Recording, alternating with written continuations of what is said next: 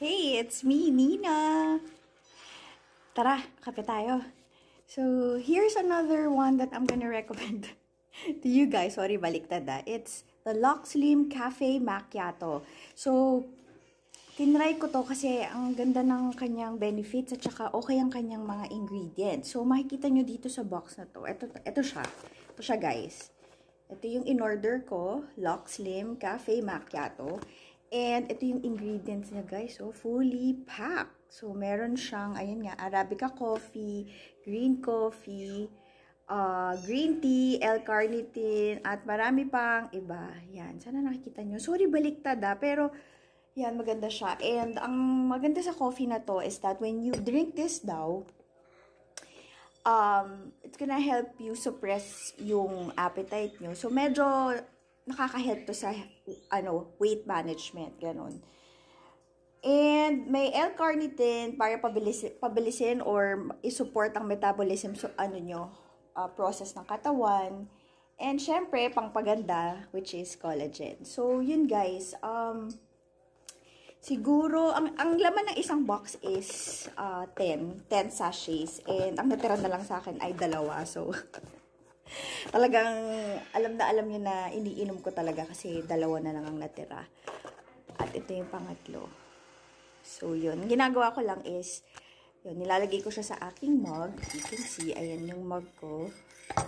So, yan. Lagay lang natin, guys. I drink this in the morning and in the afternoon.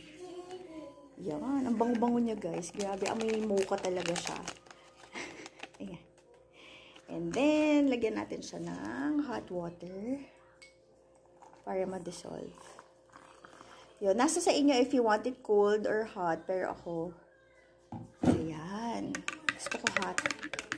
Para mas talaga. Mas lasang-lasa yung kape. And guys, wala naman siyang naging side effect sa akin. Okay naman siya sa akin. Pero disclaimer, okay, if meron kayong mga underlying na sakit, illnesses, or anything, please consult with your doctor first. Kasi syempre, ayaw naman natin na may magkaroon ng effect sa inyo. Pero, so far sa akin, okay naman siya. And hindi na rin ako constipated. So, medyo nare-regularize niya ang aking constipation. So, okay naman siya sa akin. Ayan. So, yan. Kape muna tayo. Again, iniinom ko lang to tuwing umaga at saka hapon. Yun lang. So, yan. Ito na muna yung ginagamit ko. Dati kasi 3-in-1. Pero, tuloy pa rin yung black coffee ko. So, minsan sinaswap ko siya la. So, kunyari, kung nakainom na ako today ng ganito, bukas, black coffee. Ganon. Or pag kinikrave ko black coffee, yun yung ginagawa ko. Sinaswap out ko sila. So, swap. So, ngayon dun sa mga o-order at gusto umorder, ililink ko yung item sa yellow bag ko para straight na kayo umorder pag nakita nyo tong video ko, ha? So, yun lang. If you have any questions, you can comment you can just leave a comment and then I'll really try to answer it and reply as soon as possible. So, yun. Busin ko muna to.